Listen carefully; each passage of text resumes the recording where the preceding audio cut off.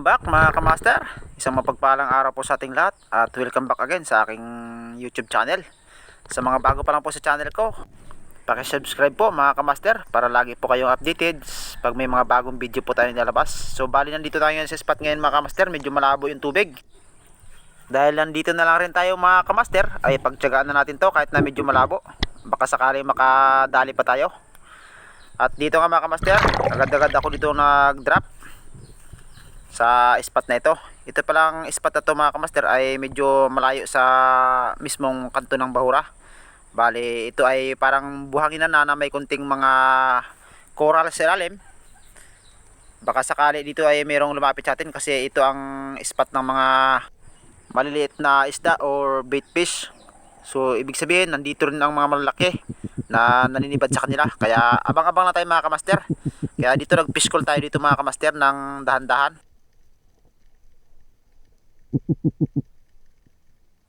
So bali dito mga kamaster, may naaninag tayong pasugod. Kaya eto, tinira na natin agad mga master, isang Brasit Trevally. Hindi lang masyado makita sa video, gawa ng medyo malabo yung spot, gawa ng may agos mga master. Kaya nung pautlaw ko mga kamaster ay hila-hila ng Brasit Trevally yung ating spear gun. Pero tinutustusan lang natin ng bagya para hindi mapirsa yung tama. Kasi tingin ko the place. Pero nung hilahin natin mga master ay nakita ko na parang medyo maganda rin yung tama na hindi siya mapupunit. Kaya eto mga master, hinatak ko na ng hinatak.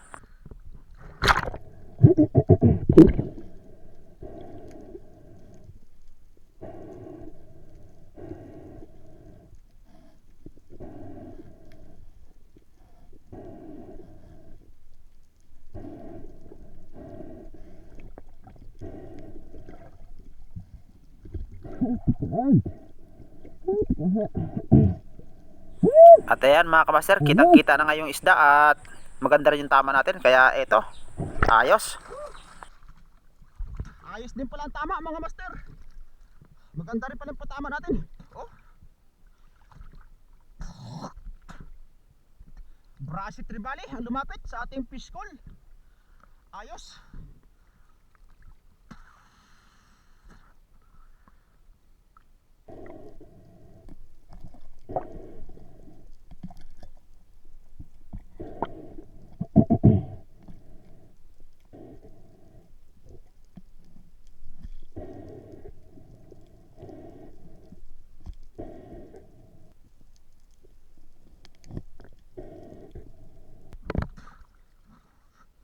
Ayos mga kamaster, ang binamano natin.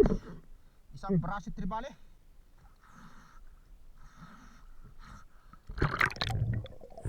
Pagkatapos nga natin ma-secure yung ating unang binamano na Brasit Trevally, ay dito ako sa mababaw pumisto mga master. At yun, nakakita tayo dito ng hukay or kamada ng bato. Bali, pugita ito mga master. Kaya nung tinanggal ko yung nakaharang sa may butas, ayun, nakita na agad na pumuti yung gawin niya. Kaya ito, wala na tayong ibang gagawin dito. Kunin na natin to mga master. Kaya umutla muna ako at nag-unload tayo ng rubber ng ating SG.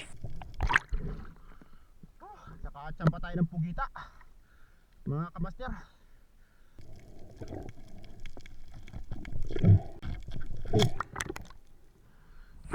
At pagkatapos ko ma-unload yung ating SG ay binalikan ko na at tinusok na lang natin ng shop yung pugita sa butas. Ayan, at madali lang nating napalabas yung pugita mga master kasi hindi naman siya matigas ang ulo na matagal palabasin gaya ng iba. At ito, napakadali lang mga master, kusa siyang lumabas. At medyo malaki-laki rin to mga kamaster. Higit 1 kilo na rin to mga kamaster, 1.5 na rin ito. Ayos na mga kamaster. Oh, thank you Lord. Kinagat natin yung ulo mga master, yung mata. Dito sa utak niya, kinagat natin.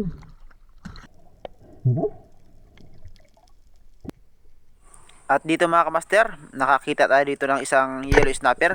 Bali, kaysa masaya yung ating pag-utlaw ay pumana na tayo ng isa para may karagdagan yung ating huli. At nahuli nga natin mga master, pang ulam, pang prito mga master.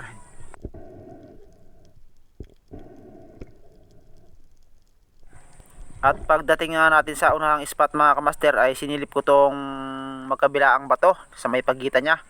Bali may nakita tayong mga grupo ng mga talingan or yung snapper na dilaw na may tala. Kaya umatras muna ako at nagplano para balikan. Kaso nung pagbalik ko mga kamaster ay isang mga agat ang nagpa-display doon sa pagitan. Kaya ito, tinira ko agad mga master. Tinamaan natin kaso yung ating shop ay ipinasok no sa butas or isinabit.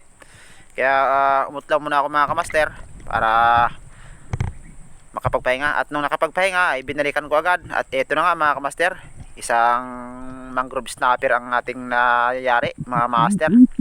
Ganda rin yung tama niya. Kaya wala siyang kawala mga master. Mga agat mga master. Nakayari tayo ng mga agat.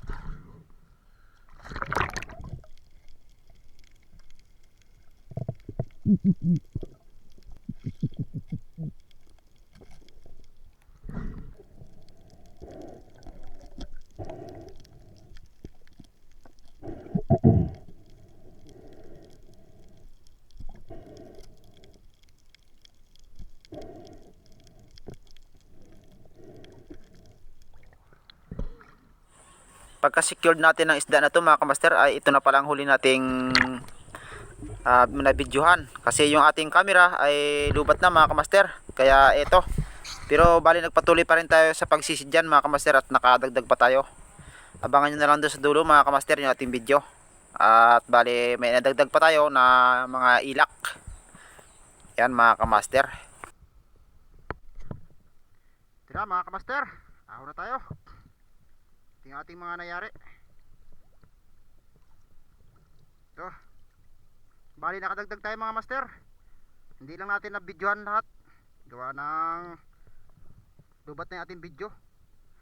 Bali nag warning na to aking battery. Binidyo ko lang to dahil ahon na ako mga master. Yan. Salamat po.